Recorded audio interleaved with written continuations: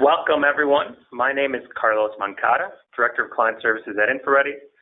Thanks very much for taking the time to join us for today's Peer Spotlight webinar featuring our guest panelists from Arkansas State University, Emily Devereaux, who's the Executive Director for Research and Tech Transfer. So Emily will be sharing best practices for managing undergraduate research processes and poster competitions, including their end-of-year poster competition that's related to their overall undergraduate research program that's called Create at State. So I've looked at the slides. They have an amazing program in place.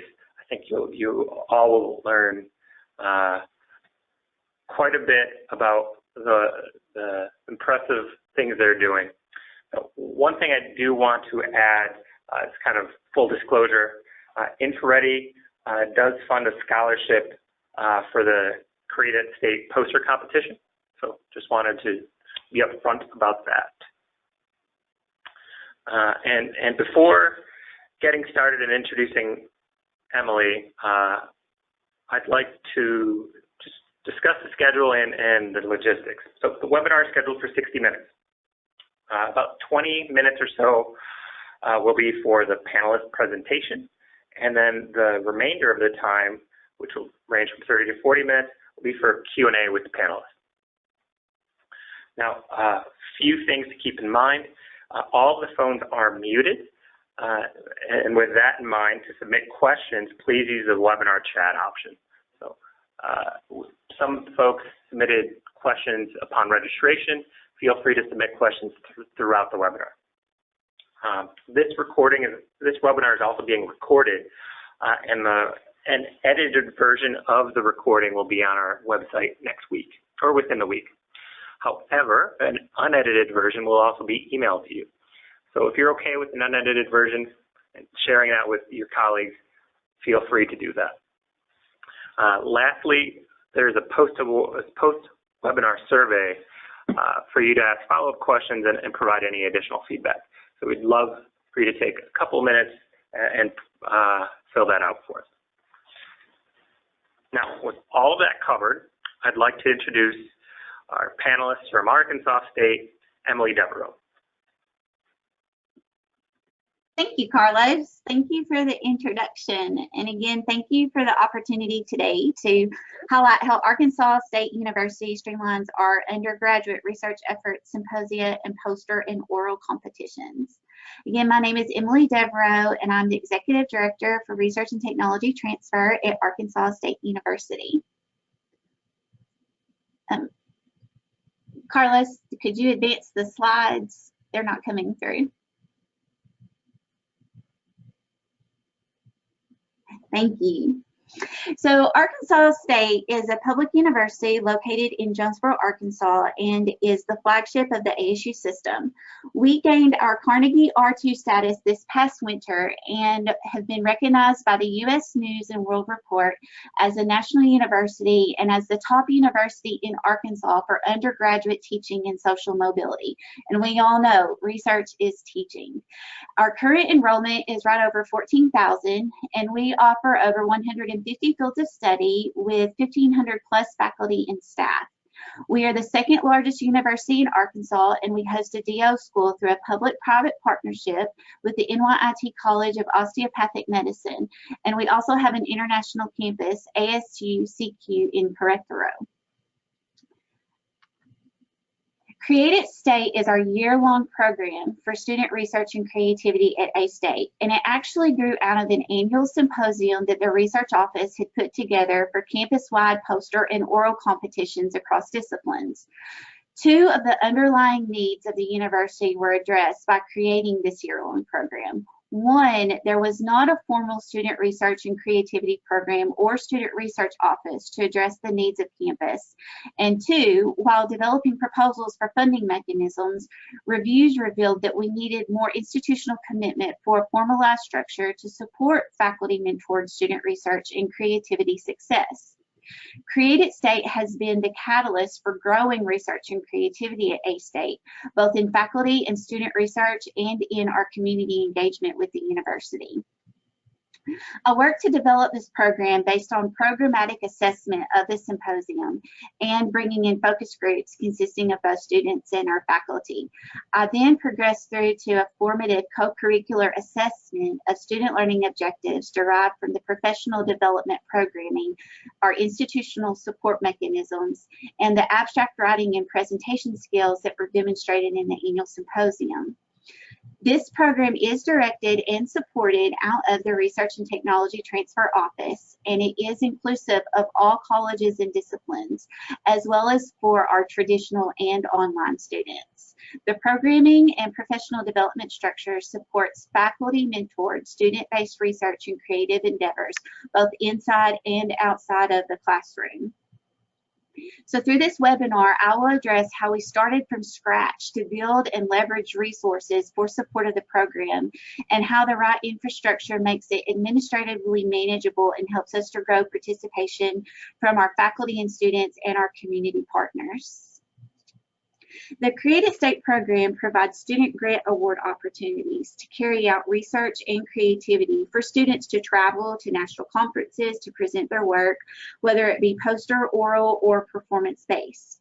We have two grant award programs. One is the Student Research and Creativity Grants, and the second one is the Undergraduate Student Travel Awards.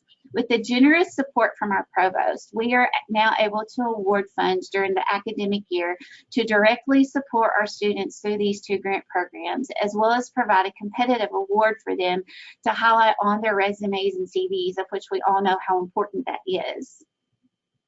The Student Research and Creativity Grants are highly competitive, and they provide funding for allowable expenses toward research supplies, other related research expenses, and travel that may be required for their research and creative endeavors.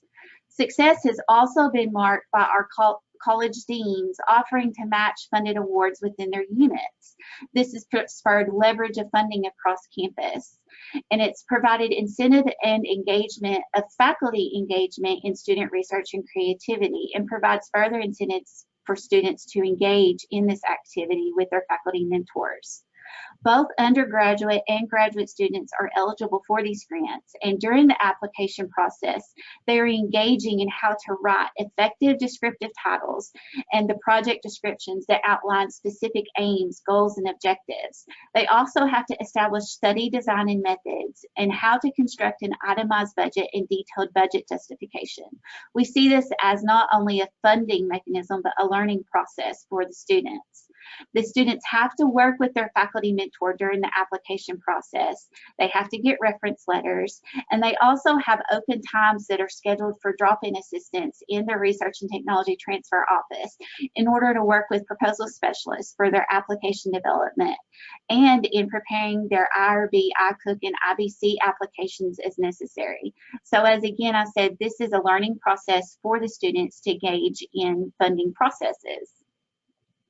The Undergraduate Student Travel Awards support students in both individual and group awards to travel and present at national conferences.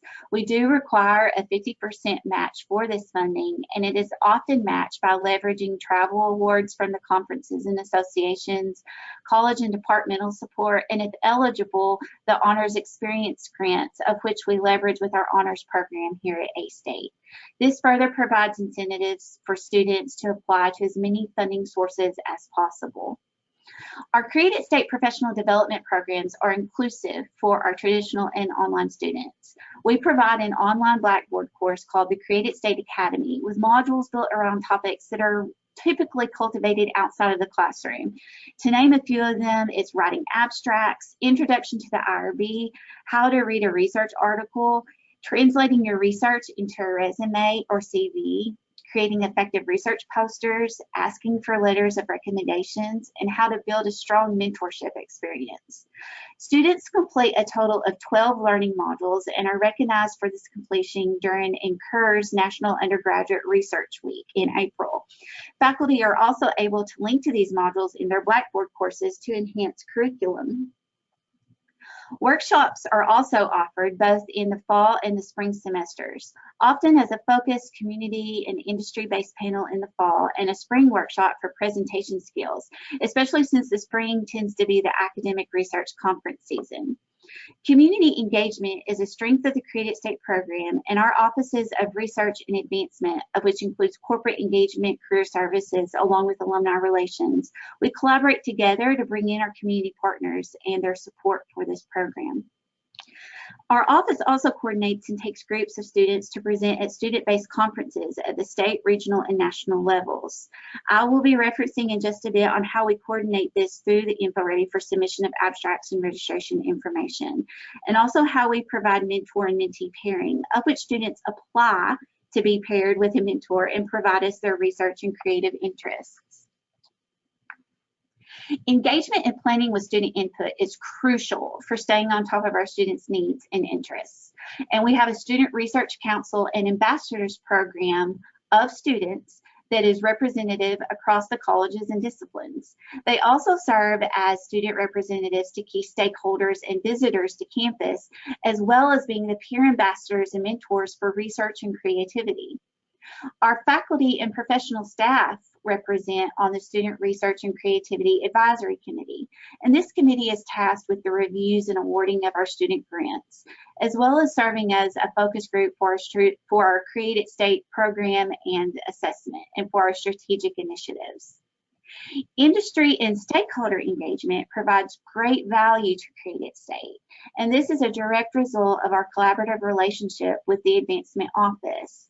They engage through classroom visits, they have direct interactions with our student professional organizations, they help us hold seminars and panels, and they serve as the judges for our annual symposium in the spring. We also have a weekly podcast called Creative State, Making Connections That Count. And this is something that we are especially proud of, and it highlights our faculty and students working together on research and creativity across the colleges. It also highlights what the faculty learn from the students and what students are learning from their faculty mentors during the process, along with how their work directly impacts our community and how it grows knowledge within their field. We also bring in our community partners for special episodes. We refer to this podcast as our hashtag 20 Minutes of Goodness, and it is released every Thursday through iTunes, Google Play, Spotify, and NPR.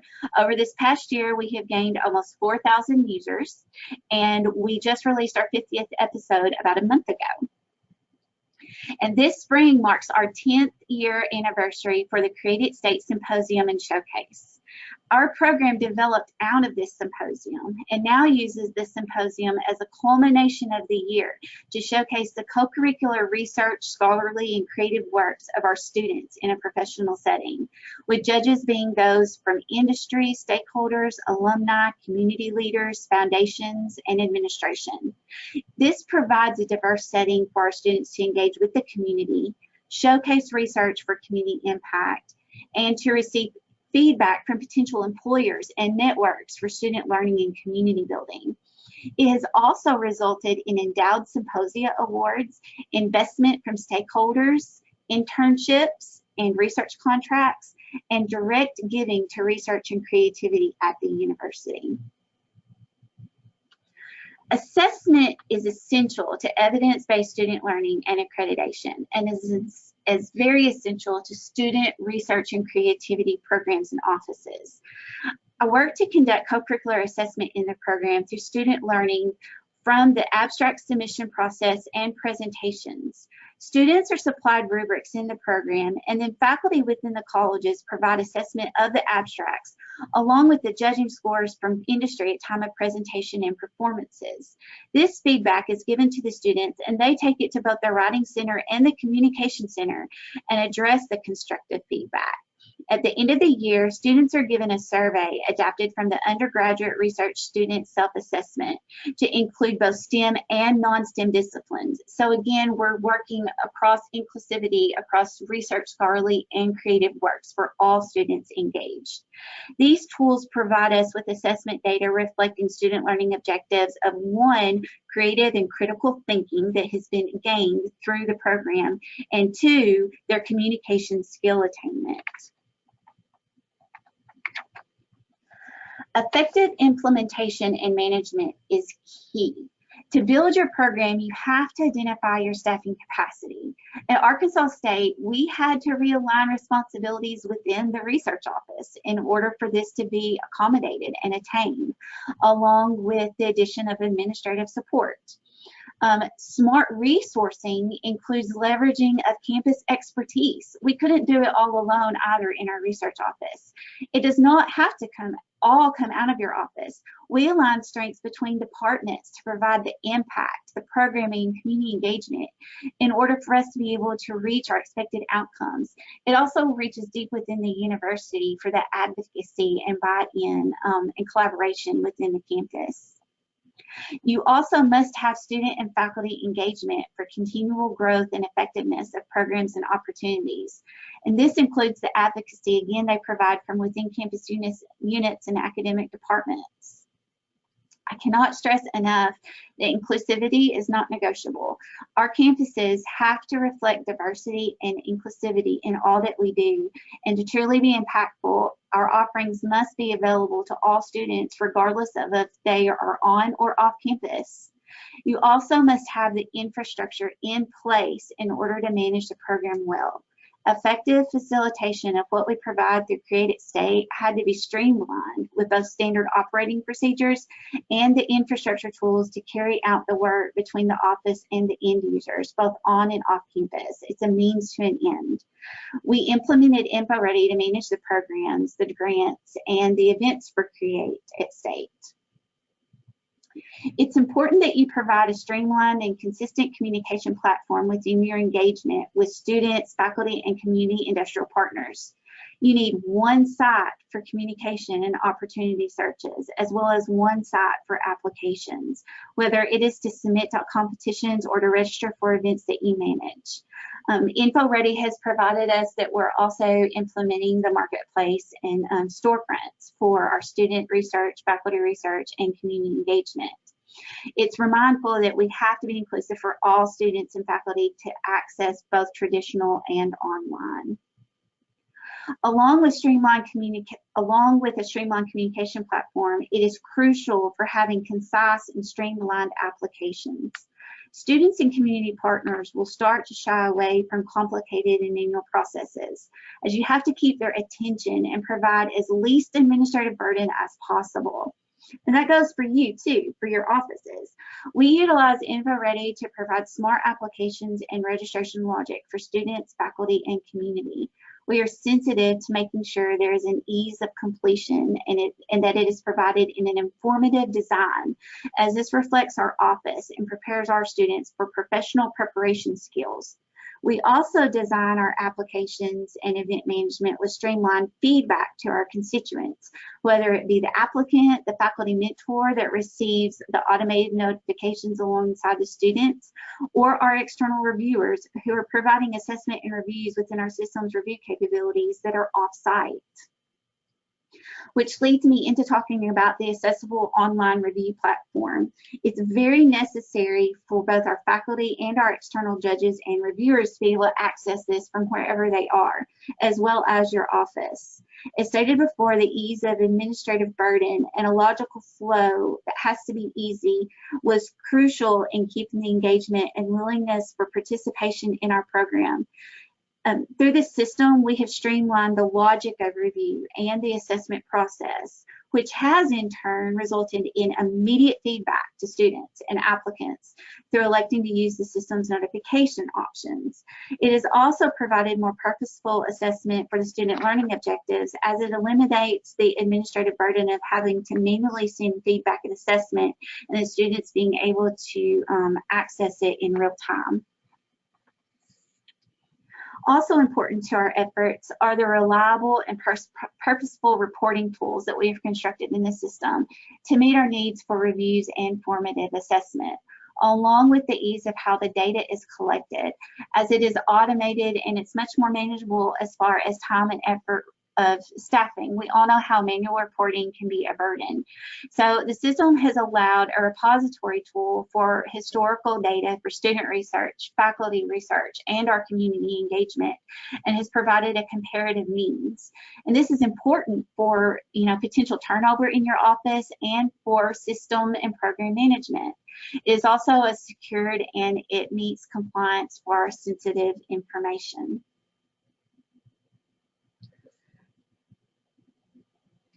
Create State has grown. We've seen a tremendous growth in our numbers through our program and Streamlined assessment, and we have seen a growth from just within this past 3 years by 188%.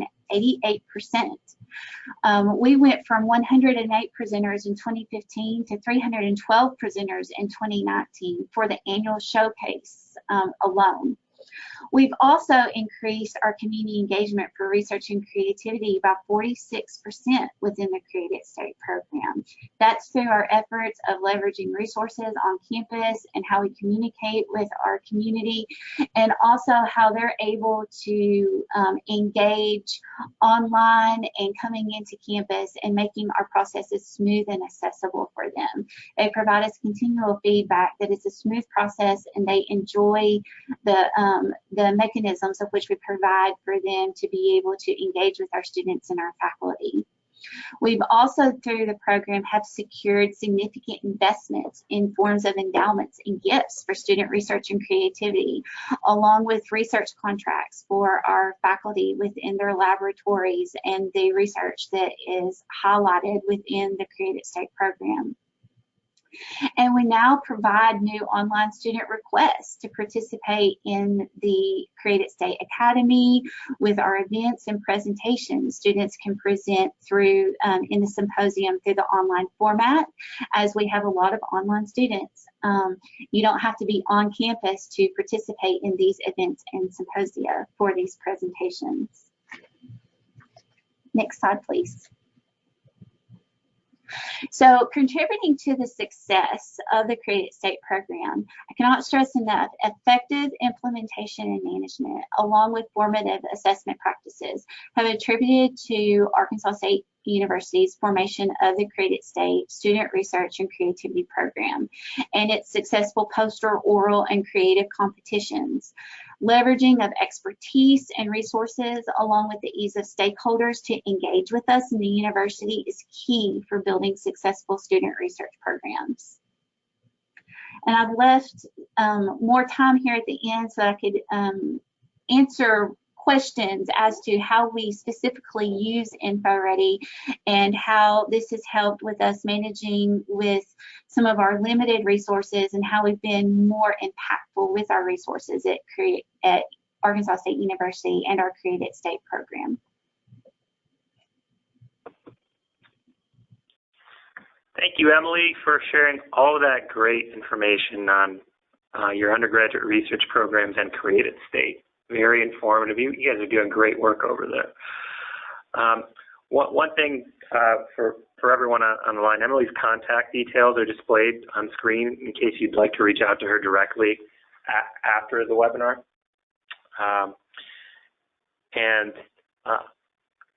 You don't have to wait for that, though, because you can submit questions now, and we've also already received a few questions. So why don't we dive in? That's great. So Emily, first question. You indicated a 46% increase on community engagement.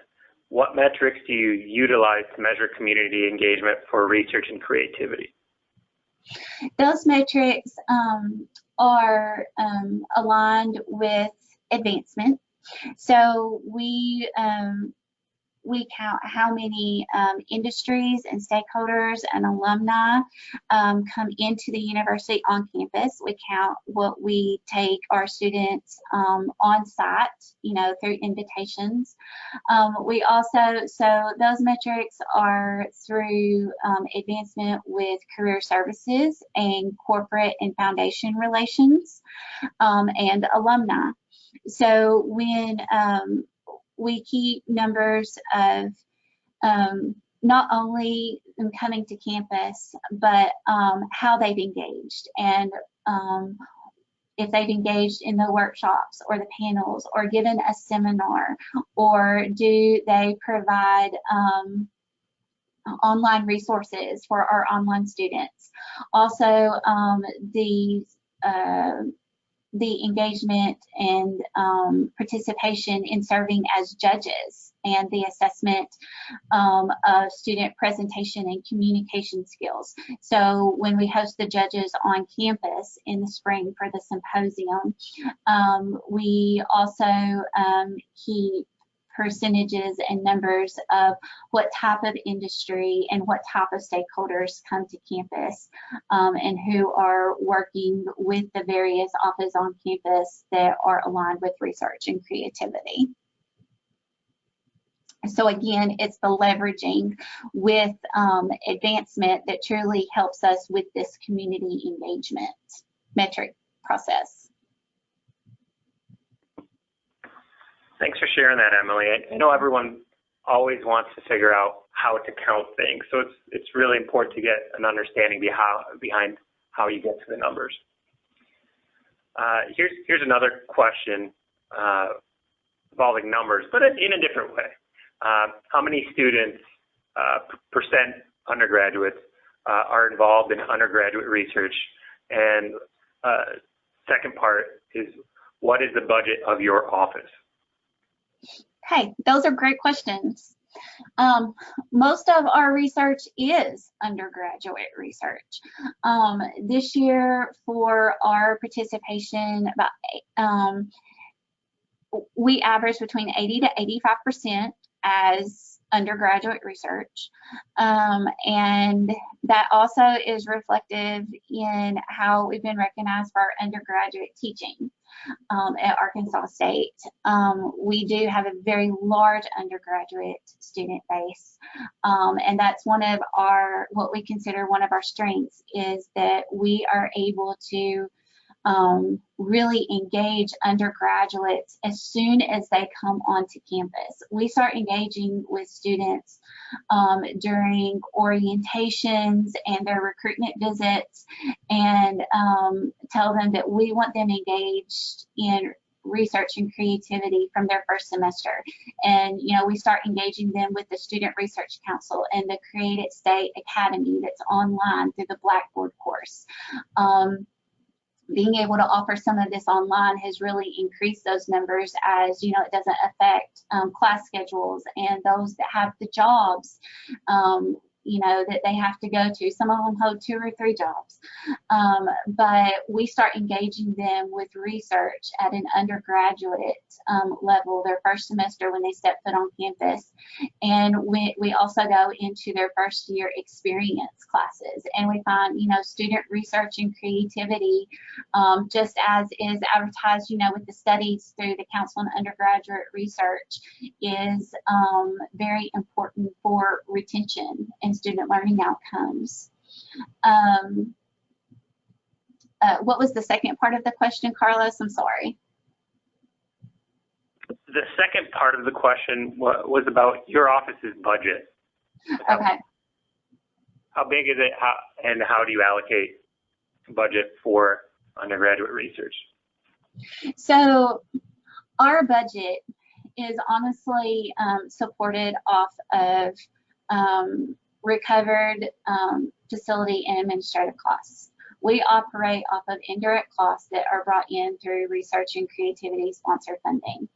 Also through supporting these endeavors are the endowments and gifts to research and creativity. But alone to the undergraduate research award funds, the provost office gives us, on top of what we provide through facility administrative rates, $30,000 a year in order to provide the grant opportunities and also travel to the national conferences. Our budget is on a yearly basis according to how we bring in our recovered IDCs. but we also, so, you know, a hard number is not easy to provide at that point. But we also leverage our resources across other departments in order to grow those resources so that it doesn't just come out of research and technology transfer. So we build the resources and the funding through other departments on campus that look for these opportunities to provide, you know, this overlap in services. So we strategically work together to fund these opportunities.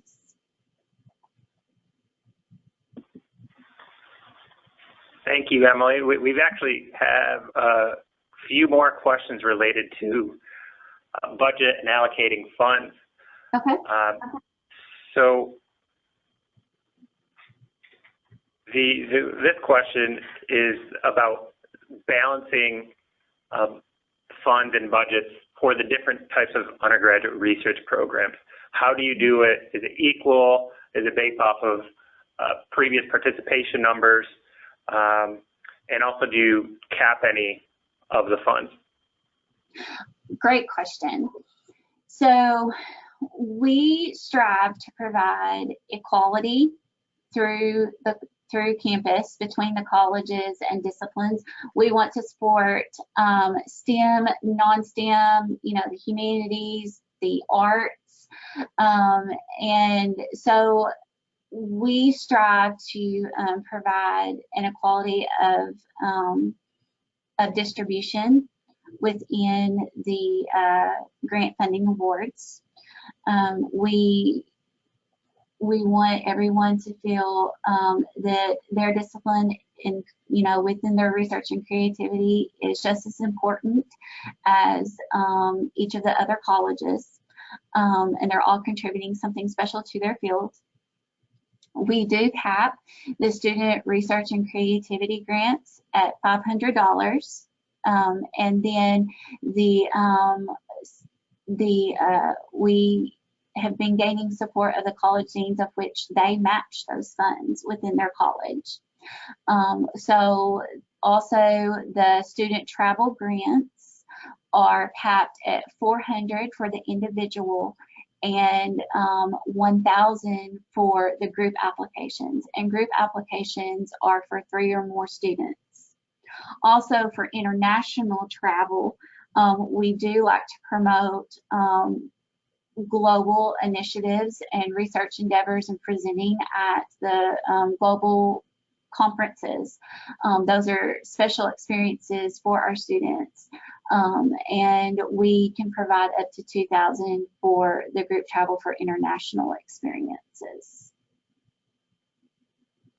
But again, the distribution, so that's why we have the Student Research and Creativity Advisory Committee, and it is made up of representation from all colleges and disciplines on campus, and it is a transparent review process, and one of the goals is that there is a diversity of funding, and it is distributed across campus and on an even basis.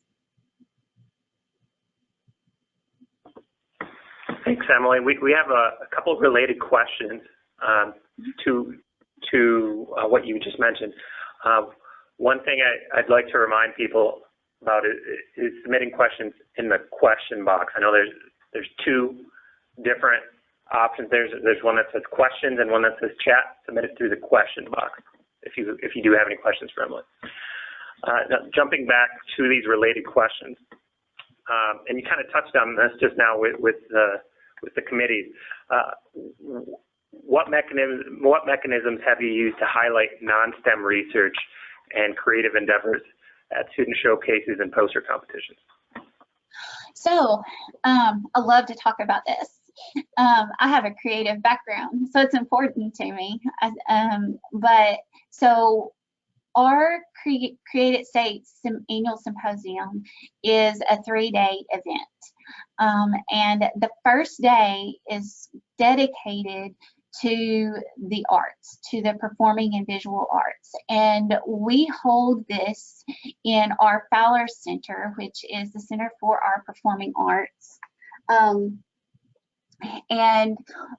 Students perform their musical performances. They have their visual art displays. We have theatrical productions, the costume and makeup demonstrations. It's beautiful. They bring out their costumes that they've designed and put together themselves for all the theatrical productions through the year, and what they've learned through their courses and their discipline, and display their costumes and makeup and the processes. They get down to the design and processes and what's important to their discipline. So it's very important that they're given this opportunity in order to present in a mode that is beneficial for their discipline and that highlights their learning style. We also support for creativity through the year different lecture concert series, and we bring in creative performing artists, TED Talks. We also try to bring in an integrated approach of how the arts and STEM to make STEAM work together. How are those disciplines interrelated, and how do our students learn across the disciplines? Go ahead and repeat that question again. What mechanisms have you used to highlight non-STEM research and creative endeavors at student showcases and poster competitions? Okay. Also included, with the humanities, they do their creative writing. They provide readings and literature reviews, and we also have heritage program studies, of which they show the community engagement, community service learning projects. We also highlight the College of Business. Of course, they have research, but we have a day within Created State Symposium that is dedicated to we call it Throw Them to the Wolves. We're the Red Wolves. That's our mascot. So we call it Throw Them to the Wolves, and they do business and sales pitches. And we have entrepreneurs and intellectual property firms come in, big business stakeholders, banking, a lot of our community partners and alumni that really take these students under the wings, and we've actually had some investment into their business and sales pitches. As well as some patenting initiatives for our students. So really, that engages all different aspects of that research, scholarly, and creative works. What are the students engaged in outside of the classroom? What are those co-curricular experiences that contribute to their discipline and their research and creativity within their discipline? We see an array, we see a showcase across the board. It's all not uniform, and that's the purpose. It's to show that diversity of learning and how that diversity is modeled for how students learn and their individual needs. And also our faculty mentored diversity mechanisms and how we pair them with each other and what comes out of that. Wow, well, that's quite an extensive lineup. You really are covering all the disciplines, being very inclusive there. It's wonderful. Now, so since there's so many people involved, do you happen to know how many FTE are focused on these programs? So I have one FTE for research and technology transfer focused on it. Like I said, we had to realign responsibilities within our office, our department, to handle this. Also, there is 1 FTE out of advancement. We work very closely. We meet on a weekly basis. We leverage and integrate everything we do together to make this work. And then the administrative support that I have within the office is significant. And I would say that would be a half FTE that is dedicated for student research. Right. You are very productive then. It's all about how we streamline and our tools and processes. So we have a couple questions related to that. Okay. One of them relates to judges. You know, how do you manage the judges? How do you share review forms with the judges? And you know, how are you using InfoReady? Are you using InfoReady for any of the judging? That is a great question, and yes to all of it.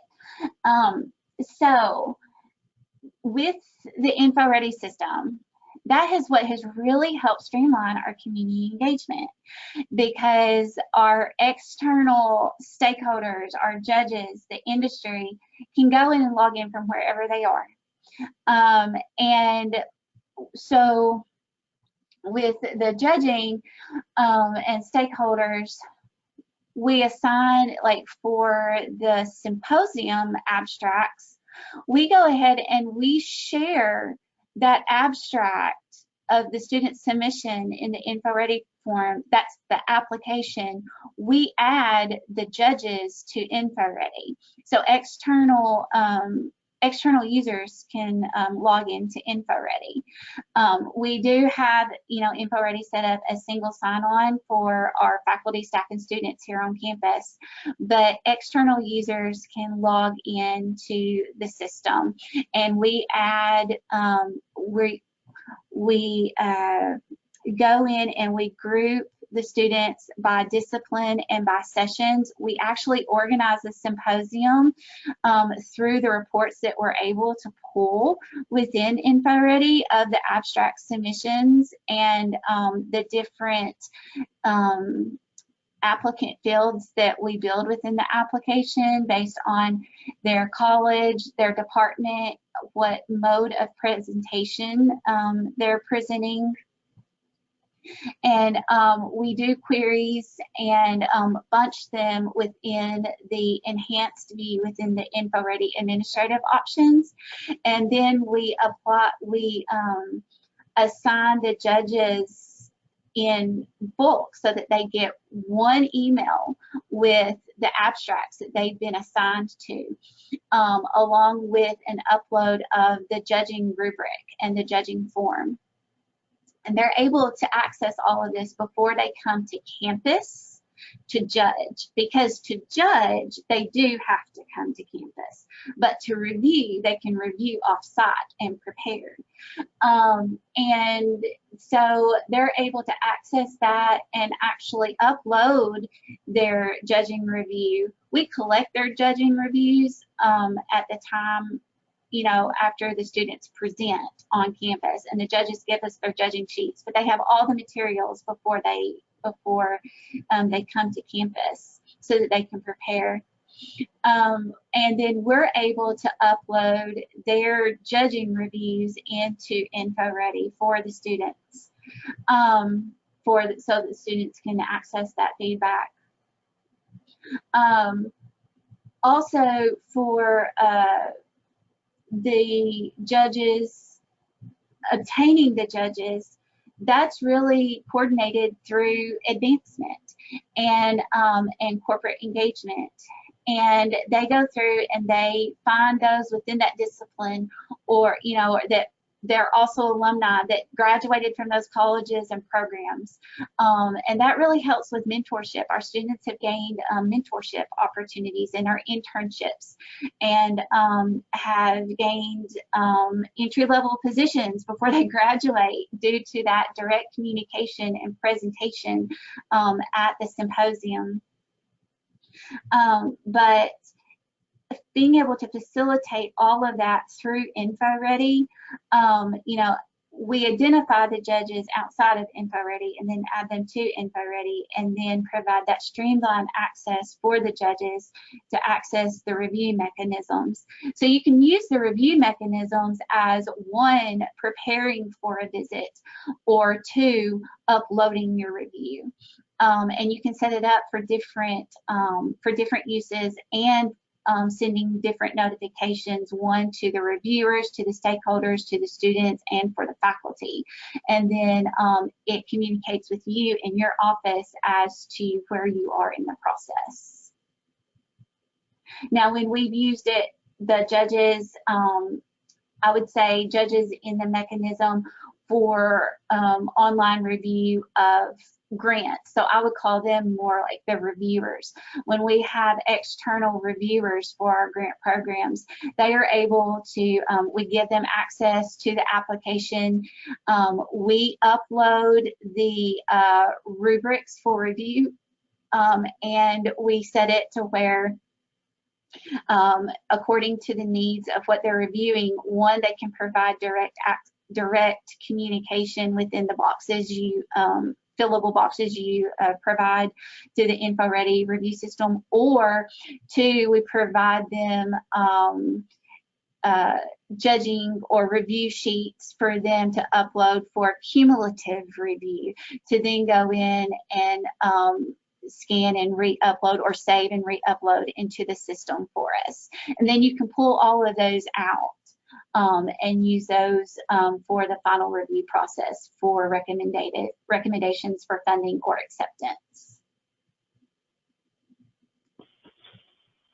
Thanks, Emily. Good, quite thorough, and I'm sure people on the phone appreciated all of that detail. So one more thing, Carlos. When using the system for the symposium, we're able to build the schedule. We're able to send out the notifications of, this is your acceptance time, this is where you need to be, these are the details you need to know about your mode of presentation. That also goes to the judges. And it also has, we also have the ability to provide that to the students so that they can take that to their professors, say during the symposium or other events that we take them to for the student-based research conferences. It provides that documented evidence that they've been accepted or that they are presenting, so they can provide that to their professors in order to gain excused absences. And that way, no one is manually writing the letters and being responsible for that. All of that is verifiable as it comes out of InfoReady. And that's gained confidence within our faculty community. Well, thanks for adding that. I never even thought about that aspect, so thanks for sharing that. I thought about it after having to write a lot of excuse letters and acceptance letters. We needed that mechanism because that could take days. Oh, wow. And with everything else going on, I'm sure you didn't want to spare any, you couldn't spare any time. No, you have to be smart. So there was one more question related to judging and sharing that information and the like. And then we're going to get into, we have several questions related to student applicants. So let me ask this question and we'll move on to student applicants. And this is about when the awards are presented. Are they presented at the symposium, or are you sharing that information a little later? Okay, so the student funding awards or the symposium awards? So the symposium awards are presented at the conference. at the symposium. And we have a big awards reception for that. But now the student awards and funding, we have it set up where a notification is sent to the student and faculty members of the award that they've been awarded, because you can set up that notification and award mechanism within InfoReady. And I also do go ahead and reach out to them personally.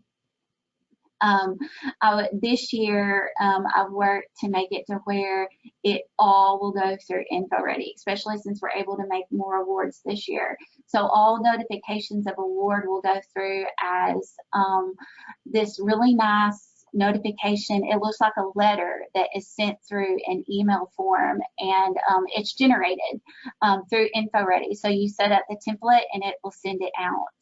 And that helps to further streamline the process for us this year. And it documents that they have been notified of the award.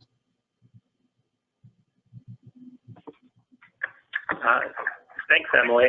Now, moving over to the students applying, you mentioned that your students are all A-state students, either remote online students or students that are on campus. Have you ever thought about expanding it outside of your campus community? The poster competition programs, maybe students from other colleges in Arkansas? We are looking at making it accessible to include our sister campuses. Actually, we have been working, because one of our initiatives is our transfer students coming from the community colleges into our 4-year flagship, and we invite them to campus, that because they do research on their campuses, and it's all part of Arkansas State, and then we want them coming to Arkansas State to complete out their 4-year degree. So that is something that we've built in for this year. Also, the students now, high school students wouldn't be presenting in this symposium, but the enrollment management uses our symposium as a recruiting visit. So schools are invited to the symposia, and they get to talk with our students and get to talk with our community partners and see, that interaction and crave that interaction and participation to attend Arkansas State University. Other ways that we do use InfoReady, though, outside of our campus-based events, we do host state symposiums. Just like this week, we're hosting a state symposium. I set up to where the registration and poster entries were all coordinated through InfoReady. So for all of the other different campuses and organizations attending this event, they had to register through InfoReady, and also if they were submitting a poster, they had an option within the application to participate within the competition and to identify their poster information. And then I'm using those reports in order to now build our poster judging mechanism for this week. And also for our students, when we take them to the off-campus student-based conferences at that national, regional, and state level, that's how they submit their abstracts to be considered to be able to register for those conferences. So we do have funding to take them to these big conferences as groups. We actually load them up and we drive them ourselves to accommodate as many students as possible. And the students submit their abstracts through InfoReady, and then we do that review and assessment through InfoReady. Sometimes it's limited how many can go due to a conference limitation on how many one academic institution can bring, or just to that the quality of the abstracts and before those are submitted, so that the students are submitting the highest quality abstract as possible for representation of Arkansas State, and then we use that as another learning experience. Well, thanks so much for that. It's great to hear that you're starting to work with other universities throughout the state on managing abstracts and poster competitions through the system. Yes. One question that we had that relates to that, do you have any registration fees involved? If there is a registration fee involved, then that goes through, that has to go through a different portal. Now they can register and provide all the information that we need, and then within the application we are able to, because we have to collect certain registration aspects. Say that we did host a state symposium of which did have a registration fee. So we were able to build the InfoReady application process to where they registered, submitted their abstracts, submitted all the information that we needed to carry out the conference, and then we have a secure money collection mechanism through the university, because that's something that state universities have to comply with on collecting money. That has to go through the treasurer's office.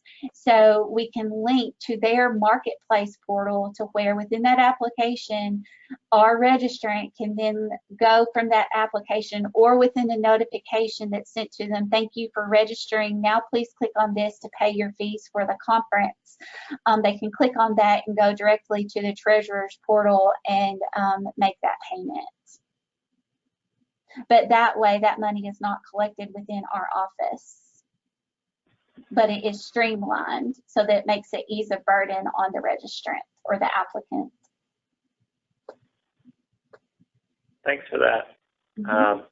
I think we have time for one, maybe two questions here. We've got 2 or 3 minutes left. Okay.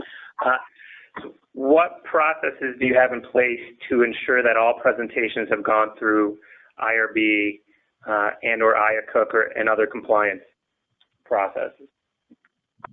So within the application itself, they identify if they have had, if IRB was required or IACUC or IBC. And the faculty mentor is also notified. We set it up for the faculty mentor has to be included within this type of application that would require us being knowledgeable if that has gone through. So then we can pull that report and see who is submitted and who identified that they did not. And then compliance actually runs through research and technology transfer, so that's in our office. So we're able to go through our compliance portal and check against what has been reported.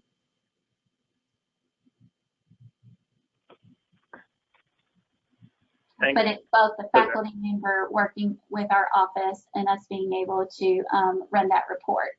But that report is extremely helpful in being able to pull it. All right. It's so important to have the data easily accessible for all the relevant stakeholders. Thanks for sharing that. We have 30 seconds for one question, then we got to close it out. Okay. So how are you, just really quickly, how are you taking the data you've been collecting and being able to upscale positive program efforts to support more students and faculty members? That's a loaded question. Oh, yes, but I love it. I love looking at data and assessment because I feel strongly in evidence-based decision-making and processes. So I take the assessment data. That's how we came up with the podcast. students identified they wanted more communication opportunities that fit their communication modes, and podcasts are definitely a communication mode within our student base. So we've been able to offer new programming based on feedback and the focus groups. So the assessment data provides both qualitative and quantitative data. And from that feedback, from those mixed methods, we are able to maybe realign certain offerings, add new opportunities, gain more engagement, because we are then addressing and responding to that feedback. If you stay stagnant and not offer new programming and keep working towards a new growth mechanism or a new idea for the next year, then you start to lose participation because you're not staying on top of it. So assessment is key, reporting is key, and we're also able to take back how many faculty mentors did we have this year, and what colleges were they in, and who are they, and we're able to provide that to the deans and to the provost, and they're held, I wouldn't say accountable, they're incentivized to keep growing and participating in it, and they're recognized too by administration for providing that mentorship, since that is such a crucial element of our student learning on our campus. And it also helps us identify if there are certain disciplines that maybe haven't participated as much this year compared to last year, and maybe dig in and see within the feedback and the qualitative feedback maybe why, or maybe there's something else that they're needing to make it more purposeful for their discipline to enhance their learning objectives. So that collecting that feedback and data makes it possible to start asking the right questions and bringing in the right groups and constituents in order to address those questions. Thanks, Emily. Really appreciate that last one, because that one is very key, as you mentioned. Okay, so we've reached the end of our hour together. Thanks for giving us a few extra minutes there on the end. One thing related to what Emily just shared about assessment, the progress report feature in InfoReady allows you to ask students and faculty members for any sort of outcomes, milestones, follow-up reporting. So keep that in mind when you're using the system. Now, thanks everyone for your time today. Really appreciate it. We've received lots of questions. For those that we weren't able to answer, we'll reach out separately after the webinar. And this webinar was recorded, will be posted on the website next week. An unedited version will also be sent via email later this week, probably today or tomorrow. And lastly, if you're able to, please fill out the post-webinar survey. So thanks again. Thanks especially to Emily for sharing all of that information. We really do appreciate it. If you would like to chat more about your needs and see if InfoReady might benefit your organization, maybe find new ways to use the system if you're already using it, please contact Max Dinerman. His contact info is here on the screen. And then thanks again for your time, and have a great day. Thank you, Carlos. Thank you, everyone. Bye, everyone. Bye.